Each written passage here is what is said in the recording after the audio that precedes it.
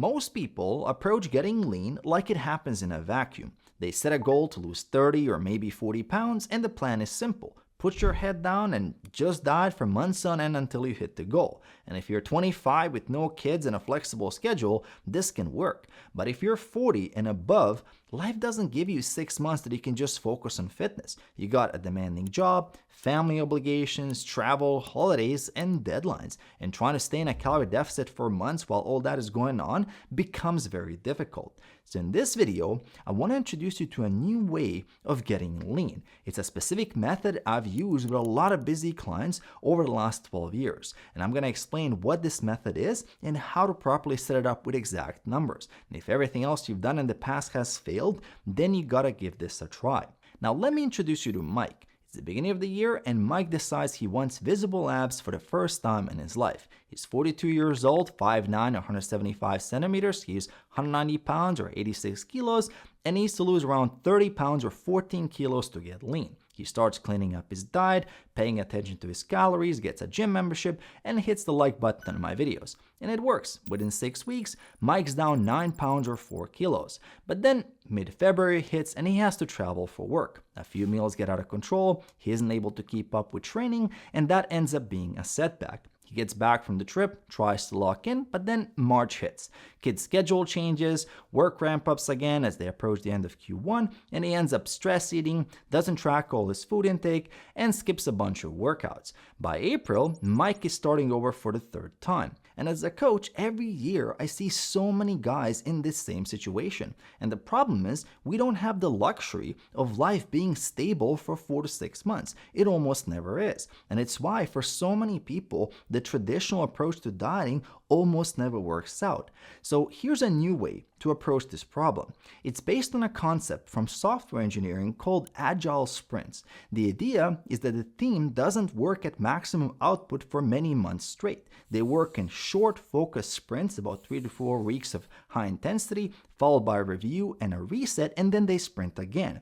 I've applied the same principle to getting lean both for myself and with clients. I simply call it the 4-2 method. The idea is that you go hard for 4 weeks, which is your sprint phase, and then you pull back for 1 or 2 weeks, which is your hold phase. The sprint is an aggressive calorie deficit, and the hold is setting your calories to maintenance to recover, deal with life, and hold your position without regaining fat, and then you sprint again. Now, the key to making the 4-2 method work is planning when to sprint and when to hold. You want to sit down and analyze the next 6 to 10 months of your life. Look for 4-week periods where you can focus on fitness and also identify when you already know things are going to be chaotic.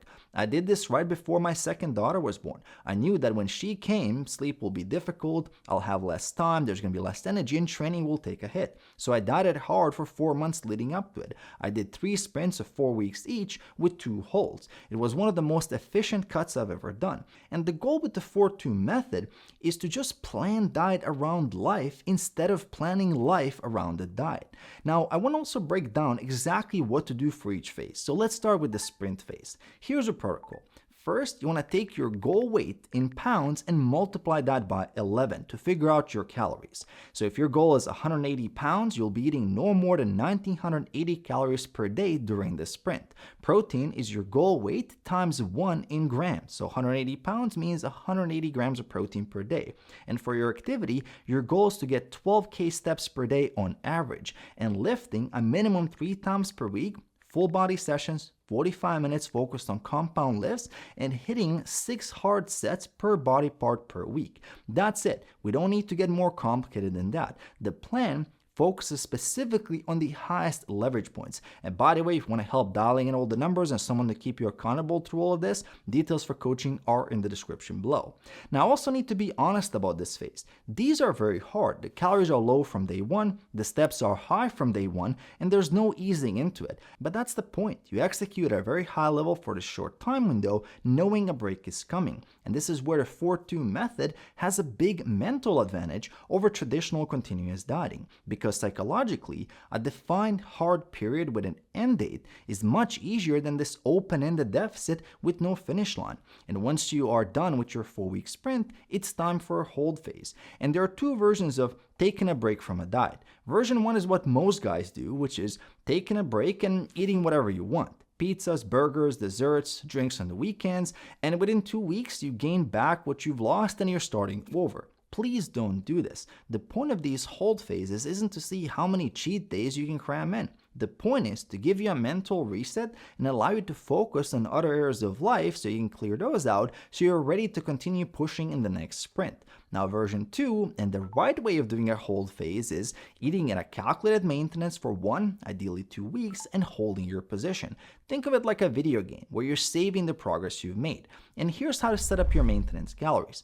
If you were losing 1.5 pounds or 0.7 kilos per week on average during the sprint, that's roughly a 5,250 calorie deficit per week, or 750 calories per day below maintenance. So for the hold phase, you eat back those 750 calories by increasing your carbs and fats. Same protein, same healthy food, same lifting routine, and getting 8 to 10K steps per day so you're not in a deficit anymore. Energy levels go up, you're better fueled for training, sleep improves, hunger levels go back to normal, and after 1 to 2 weeks, you're ready to sprint again. And here's how this looks in practice if you're looking to lose 30 pounds or 14 kilos.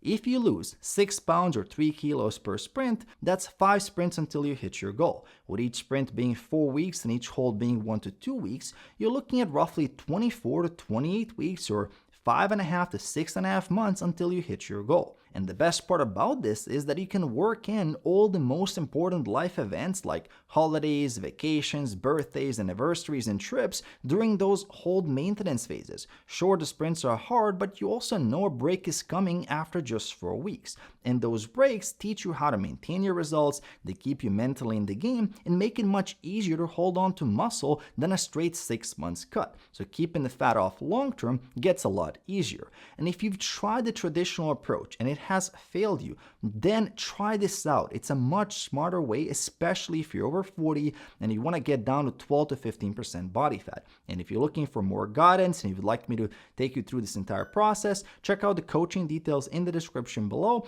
Also, if you have a lot of belly fat to lose, then I highly recommend you watch this video next.